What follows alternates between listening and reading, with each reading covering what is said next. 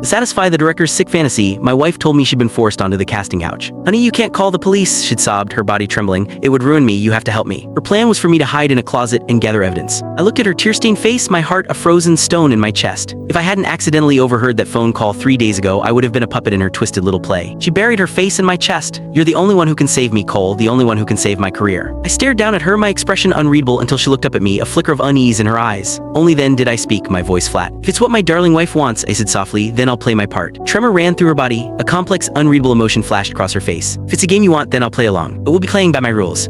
3 in the morning, the digital lock on the front door beeped softly. I sat in the dark living room, watching the figure stumble through the doorway. She was barefoot, clutching a designer high heel with a snapped stiletto. The collar of her couture gown was ripped halfway open, revealing a cluster of angry red marks just below her collarbone. "Cole," she gasped the moment I flipped on the lights. She launched herself at me. Her hair was a mess, her makeup smeared into a tragic mask. As she crashed into my arms, a foul cocktail of scents assaulted me. Her signature perfume was heavy, but underneath it I could smell the acrid stench of tobacco. And something else, a coppery, intimate odor that made my stomach clench. But I didn't push her away, I just forced myself to remain calm. "Stella, what happened?" Stella lifted her head, her eyes brimming with tears. "It was Vance, the director. He's insane. At the wrap party tonight, he kept forcing drinks on me, and then he dragged me into a private lounge." He choked on a sob, unable to continue. I guided her to the sofa and went to get the first aid kit. I used to be a medical examiner before I gave it all up to be her full-time husband. I have a professional's eye for injuries. I knelt before her, tending to the scrapes on her knees. It was a dark, purplish bruise, swollen and raw from being rubbed repeatedly against a coarse carpet. It wasn't from a fall. It was pressure-induced purpura, the kind formed from kneeling on a hard surface for a prolonged period. "He threatened me," she whimpered, her whole body shaking. "He said if I didn't do what he wanted, he'd blacklist me." Cole, I was so scared. My hand, holding the cotton swab, froze just above her knee. I saw the marks on her wrists. They weren't the messy, uneven bruises of someone being dragged against their will. They were a pair of neat, symmetrical bands of red, kind left by restraints. "He was like an animal," she continued, her tears splashing onto the back of my hand. "He ripped my dress in seconds. If I hadn't smashed a bottle over my own head and run for it, tonight I might have been." I glanced at her forehead. There was a slight red bump, but the skin wasn't even broken. It was the kind of minor injury you get from a bit of rough foreplay, not a desperate escape. "She really think I'm that blind? That's stupid." My fingers tightened and the cotton swab snapped in two. I tossed it into the trash without a word and grabbed a new one. "Cole, say something," Stella pleaded, cupping my face in her hands and forcing me to meet her gaze. "Are you disgusted with me?" In the lamplight, her pupils were slightly dilated. I didn't see the relief of a survivor or the shame of a victim. Saw a strange, unsettling excitement. "No," I said, gently pulling her hands away. "I'm just thinking we should call the police." The moment I said police, her body went rigid. "No," she shrieked, then immediately softened her tone. "We can't. Vance has things he can use against me, and there were no cameras in that room. We'd never win, and my reputation would be destroyed." "Then what do you want to do?" Stella bit her lip, took a deep breath, and leaned in close, her expression one of grim determination. That nauseating mix of tobacco and sex filled my nostrils again. "I want revenge, honey." Her voice dropped to a low, husky whisper. "A man like Vance, his biggest fear is having his reputation ruined. He told me he's coming to my hotel room again tomorrow night. This is my only chance." "Do?" She gripped my hand, her knuckles white. "Tomorrow night we'll set up hidden cameras in the room, but that's not enough. What if he tries something else?"